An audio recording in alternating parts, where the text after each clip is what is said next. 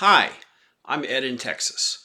For once, I'm in front of the camera rather than behind, and I want to take a few minutes to recap some of the great music I experienced in 2023. But first, a bit about the beginning. It was through the urging of my friends Andy Schnell and Ron R. that I started taking the videos that I was making in the crowd, watching shows, and edit them and post them on YouTube. So, more than 50 concerts later this year, I've got a couple hundred videos that you can look at. But this is really about the bands. That's why I'm doing it. I want to promote the bands and how they perform live, help you find acts that you might enjoy, and in some cases, maybe give you some insight into some that just are not the best live. Um, Quick note, I've gotten some comments from folks about, please record the entire song, please record the entire show. There are copyright challenges with that. I've had one this year for that very reason. Plus, I'm not there to watch the show through a 6-inch viewfinder on my phone. I really want to experience the music and bring to you some of the highlights of what I've seen. I'm also not a reactor, so I don't want to chop up the video and do other things to make it pass through copyright and give you that kind of an experience. There are plenty of them out there, so if that's what you're looking for, I'm sure you can find one. I do appreciate the comments. There are some times where I have to edit around certain things where I get bumped or my view is blocked, so I do my best to try to deal with that and deal with shake and get a good audio experience. There are also some shows I went to where I simply couldn't take any video. It wasn't allowed, such as Bonnie Raitt and Sarah McLachlan. Both great artists, great performers live, but pretty restrictive on allowing video during the performance. At the end of this, if you decide to hang in that long, that is, I will do a little rundown of the equipment and the software I use to shoot and edit these things if you're interested for either just general knowledge or if you want to do this yourself. I can tell you what I do and give you some insight into what works and what hasn't worked as well. So what else can I say before we get started? I try to frequent venues that have good sound and good sight lines, and doesn't always work out that way. In some cases, I'm not very close because either I couldn't get closer seats or I just didn't want to pay the kind of money that they were looking for. So, what I've done is I've picked some categories that are hopefully interesting to you. I'm trying to highlight either really good bands I've discovered, really good live performances, or in some cases, some that just did not measure up. It's not meant to be a critique overall of a band. This is one show that I've gone to see. This is my experience, and that's what I'm trying to bring to you. And I realize live music can be difficult. There are all sorts of things, so I won't judge a band based on one show. If you like this, let me know. Drop a comment or subscribe or something, or give me feedback, and I certainly will read that. I'm not in for the money, or I'd be broke a long time ago. So now, let's get on with the recap of 2023.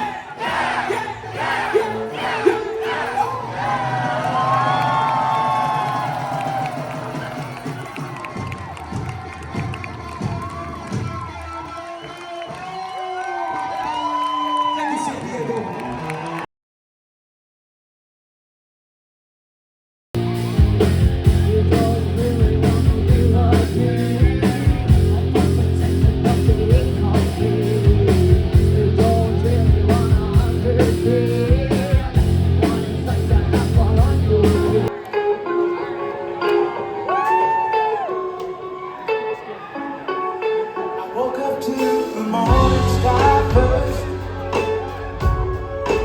Baby blue is like we rehearsed.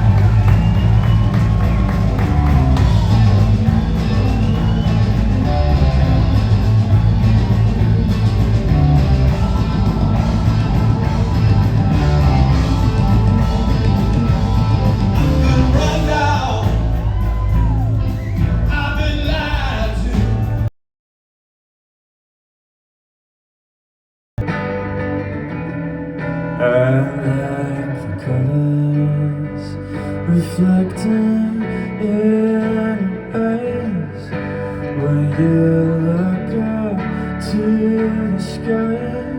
To me, they don't seem to appear. I didn't cry for that flamingo stuck inside. Didn't care for it at all. Why you couldn't hide your tears. Your fascination is always fascinating me. You make it harder to believe that I was ever really here.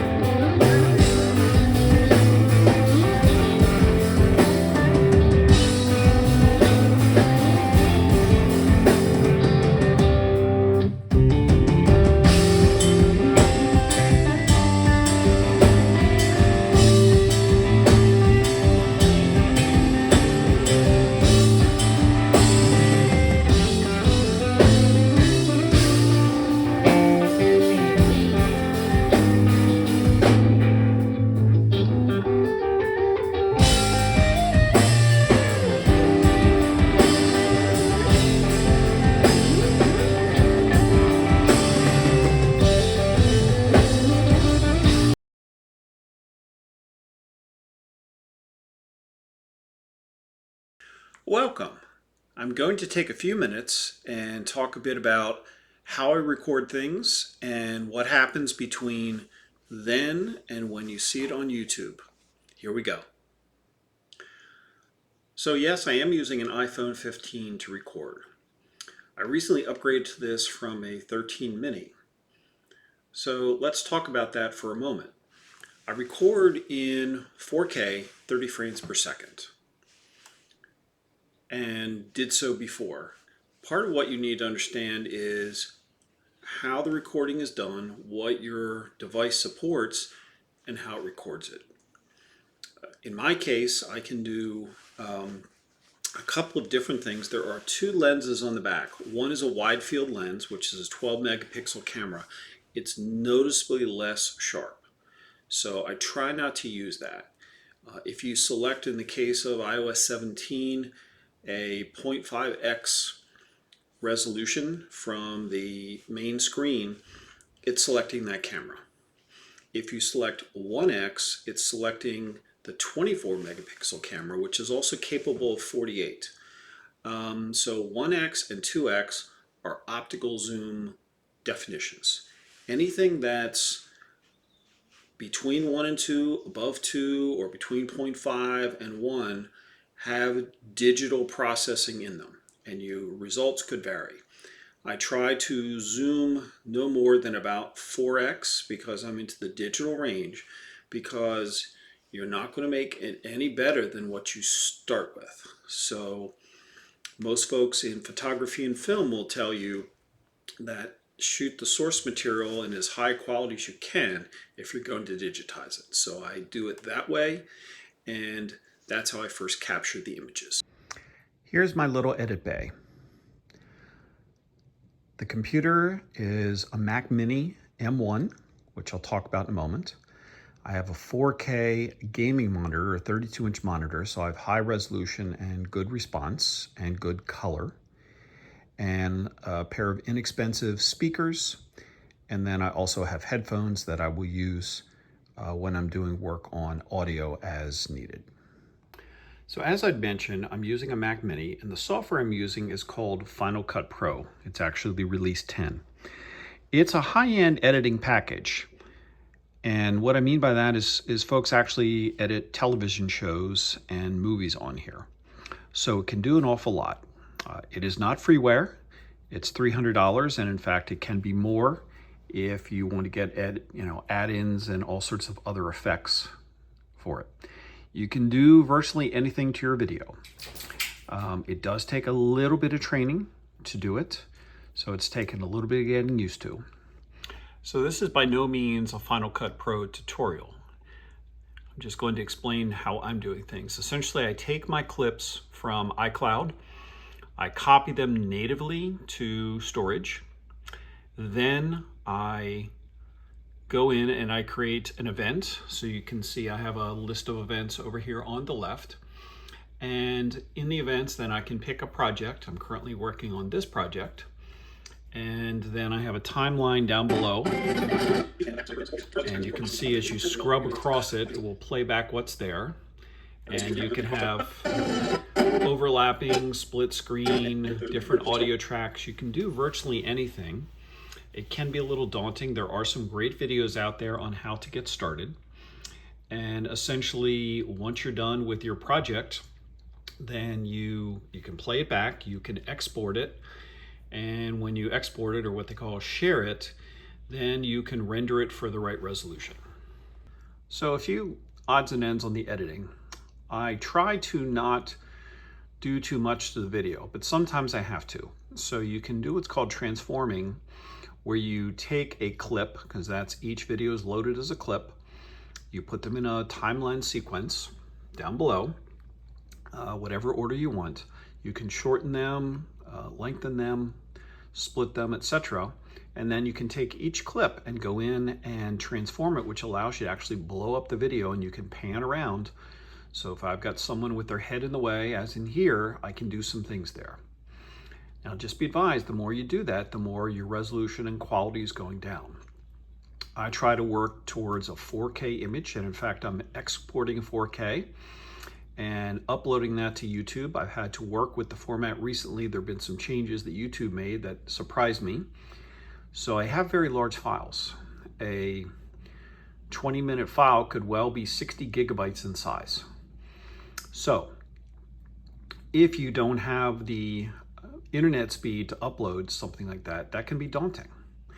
The other thing is I'm using solid state storage off board. So I've got a 2 terabyte drive here, this little guy, where I'm storing all my working files and images, because when you import into Final Cut Pro by default, it goes into a format they call 422, which is completely uncompressed, which means the starting files get much, much bigger. Gigabytes, hundreds of gigabytes, we're talking a lot of data. Now, if you're not shooting in 4K, or you're shooting, or you're looking for HD as your output, you will save a lot of space. It will be a lot easier on your computer. Now, can you do this sort of thing in iMovie and various other programs? Absolutely. It's a function of the effort you want to put into it. I've recently wanted to do some more complex processing, and some of the audio has not been great. So I've tried to clean up some of the background noise. This gives me a lot of tools to do that with. So essentially, when you're done, you create your file, and then you can upload it into YouTube and annotate it as you like, etc. So that is the short version of how I shoot things, how I edit them, and then how I upload them. If you have questions about that, you can certainly drop a comment and I will try to answer them for you. Have a great new year.